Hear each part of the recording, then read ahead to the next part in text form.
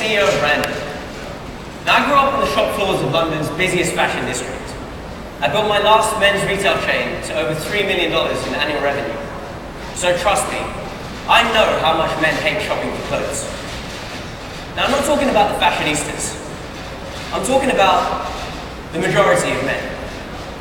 Like this guy, average Joe. See, when it comes to shopping, Joe just goes to the mall because he knows that everything's there and eventually he'll find stuff that he can buy. But when it comes to shopping online, he has no idea where to even start. When it comes to fit, Joe just doesn't trust e-commerce. The only way he knows if something's going to fit is to try it on for real. And that's why 93% of men still shop for clothes offline. And when you compare that to women, where more than 50% shop online, you can begin to understand the opportunity. Now, when Joe shops, he normally takes someone with him, someone he trusts, someone to show him all the right stores to go to for his style, show him things to try on. And there's thousands of people out there who do this for their friends already. So it was obvious to us what we needed to do. BRANDiD is a marketplace that connects men who hate shopping with people that love to shop. And we let you try stuff on before you buy it. But how do our shoppers know what Joe likes to wear? Well, when Joe signs up to BRANDiD, he meets Mail, our masculine algorithmic learning engine. Mail collects a bunch of data about what Joe likes to wear and what he doesn't, his sizes and his style. And can we switch to the iPhone, please? So next time Joe realizes that he needs to buy some tees because they've all got holes in them, what he has to do is open up the app and activate t-shirts on his hit list. Let's activate another couple of items too, show you how this works. So when Joe activates his hit list, we start matching him with shoppers according to his brand ID, the data he gave Mail. Now you can see, the shopper's contacted Joe, so just like in a store, he's got someone to help him shop. But unlike in a store, this person's got all this data about what he likes and what he doesn't. Now as you can see, products can get added to Joe's cart in real time. Now, Joe can click on the products, just like any normal app, check out all the photos. Importantly, he can give feedback on the app to his shopper, right there.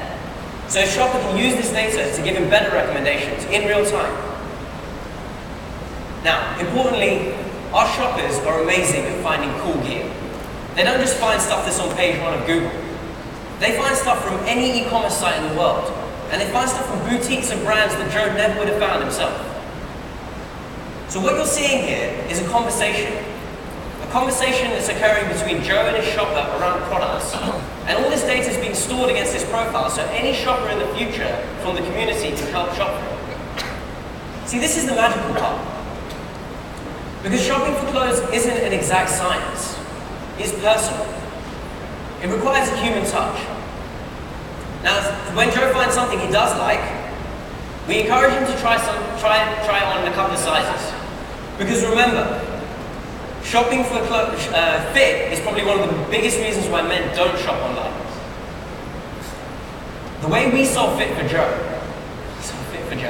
is by giving him the best return service in the industry. We call it Return Like a Man. All he has to do is select the items he wants to return and choose a time and location where the goods will be collected from him. Now can we switch back to the deck, please? So notice, no repackaging, no going to the post office, no 10-hour collection window for FedEx to arrive. Joe doesn't have to lift a finger. As soon as his return's collected, he gets charged for the items that he kept, plus a tip that goes to his shopper. Pretty amazing, huh? So amazing, in fact, that we've already got 20,000 guys signed up to the waiting list, waiting to use the app. But understanding how to scale a marketplace is key to our ability to succeed. Luckily for us, finding people that would love to make money by shopping for our men isn't a hard sell. And Mike Moritz did an amazing job on this stage yesterday of explaining this at a high level. I'm going to tell you how we're handling it from in the trenches. There's 10.5 million underemployed Americans out there. People like Brittany, who's a fashion student, and so many people like her. They end up working in low-paying retail jobs or interning for free. I know because I used to hire them. But you don't have to be a fashion expert to be a shopper at BRANDiD. We work with people from so many different backgrounds, like DJs, artists, models. The one thing these people all have in common is that they have a great sense of style, and they've got plenty of time to make money by shopping for our men. Now, importantly, we've built a team that's done this all before. We've recruited and trained hundreds of sales assistants. We've built multi-million-dollar e-commerce and retail businesses. And we scaled some of the most important marketplaces out there, like Lyft and Udemy. Now, I experienced the death of retail firsthand. And that's when I realized that the men's retail clothing market is a $500 billion sleeping giant. Because we're not all fashionistas. We don't read or even care about fashion blogs. We built BRANDiD for the average Joe. So if that sounds like you, go to getbrandid.com. Use the Don't You Know Who I Am code, Disrupt SF, to shop like a man and get someone else to do it. Thank you very much.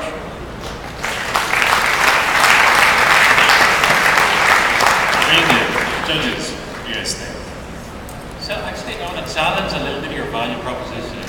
There's a Greek dude, my mom has been taken care of very well, and now my girlfriend did. I outsource everything to them. They buy my clothes and it's free. So the product, very neat, but it seems like a lot of work and expensive. So you're lucky you've got a mum who cares and a girlfriend who will do the shopping for you. But there's a bunch of people out there who don't have someone to help them shop with clothes. So these are the kind of people we're targeting. In the testing that we've done, the customers that we get are very well. San Francisco is a great market for us. That 20 to 35-year-old man who doesn't really care about fashion but wants to look good, maybe doesn't have someone to go help him shop, and that's really our specific target customer. Hi. Hi. So you have a background in this and men's fashion and all of that. So I'm curious. There seem to be so many shopping sites. What is so special about yours? Is it the shopper? And also, are the shoppers incentivized by the tips that they get? Yeah, sure. So, exactly right on the money. What differentiates us is two things. One is we will live and die by our community. And the shopper community that we create is going to be the unique thing about us. We already have such an amazing array of people working with us, signed up to BRANDiD as shoppers. The second thing that differentiates us is our try it before you buy it feature. Now, this isn't available anywhere. So you can, because we work with every retailer, any brand, anything, we encourage you to try on multiple sizes, get it delivered to your house, and because we have this community-powered network of shoppers who, while they're not shopping, they go and do pickups. So they'll come and pick up clothes from you, and at that point you get charged. So that's an experience that you can only have if you have that kind of community. So it's twofold. It's both discovery and augmenting the experience, making it way better than anything else. And of course, you must have noticed from our branding that we speak very specifically to a specific kind of guy. And actually, all of the shopping, fashion kind of things out there are for this fashion guy. And that's not our guy. Our guy doesn't read fashion blogs, We're for the regular guy. And so that's we're very, very highly focused on that. I mean, it's a shame that sometimes we get grouped into this fashion tech kind of thing. That's not really what we are. We're anti-fashion, Are you going to use it, Elliot? You should, because we use your product. Those jackets don't really look like my style. I'm glad you guys are using Marv. That sounds awesome. Yeah. How do you guys scale the labor? Where do you start? The shoppers? No, I'm actually more curious about the pickup, right? How do you make it so they're one and the same, I think. So our shoppers are also the people that, when they're not shopping for people, they go and do collections. Very similar to your Instacarts and your Postmates. There's actually a really cool company out there called Ship that the founder is a great guy. They do something very similar as well. So we recruit shoppers through, actually, most of our shoppers come through recommendations of other shoppers. Very similar to So like Lyft, like the best drivers of Lyft come through recommendations. Actually, a lot of our shoppers are actually Lyft drivers. Are you They understand the model. interesting? How do they feel about that? Yeah, I mean, it's this whole sharing economy thing, man. It's like, people have free time. Yeah. And it's not something that takes away from their additional income, from their existing income. It's additional income. It's like a whole new thing, a whole new project. Are you starting in a particular city? So we're starting in You related to the question about how you're going to do it logistically. Yes, it's San Francisco early right now, and obviously that's why. Yeah, we need to scale supply and demand in an equal ratio, and rolling out city by city like all these other companies do makes total sense. So how are you bootstrapping this labor market? Are you like paying people who have no jobs to do right now? Yeah. How do you pick up? Yeah, so in any marketplace, you need to kind of like help liquidity a little bit by subsidizing pay. Yeah, so we're lucky to have Gavin Biani as an advisor. He's, grew Lyft from zero to what it is now, and we're getting a lot of expertise of how they did it with Lyft and paying the drivers first, creating that market. Okay. And is it going to be more lucrative to work for you or for Lyft in a year or two? I should say us, obviously. But I mean, generally, a lot of these marketplaces, shoppers can earn between $20 and $30, which is very similar. So it's quite comparable. It's just figuring out who it's for, Like, some people love fashion and they would be great at doing this. Some people have a car and they can be a Lyft driver. So it's Yeah, like, but everyone works for you not only needs to love fashion, but also drive around the city all day, right? No, so they don't. Like, you can be a shopper and not do any collections, or you can just do collections and not be a shopper. Yeah, and you can be in your It's totally up to you. It's totally up to you. George, do you have any questions on this? I don't. That was a very good presentation. Thank you. Thank you. All right. So, can I ask a final one? Sure. Sounds a little bit labor intensive. How do you scale this? For us, For you, from marketing. the best thing about this, so we've done retail, we've done e-commerce, and one of the things that we've always wanted to avoid going forward in any business that we did was not having to touch inventory, not holding any stock, not doing logistics. And actually what we do allows us to scale much quicker than any other e-commerce company because of those reasons. Our distribution and our reverse logistics is distributed through our shoppers. So our shoppers will collect stuff and they'll go home and drop into the post office. We actually never touch stock. And we always wanted to make sure that was the case. So about labor intensive, you're talking about the returns. Actually, that's the really interesting part about the business, is because it's like a distributed reverse logistics system. Because you understand what I mean. So the shoppers go and they'll do the collections throughout the day, and then they'll go home in their living room and sort all the stuff out, pack it up, send it off to the post office in one shop.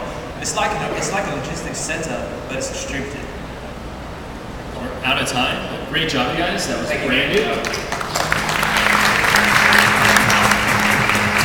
So that concludes this session. We're going to take a 10-minute break. This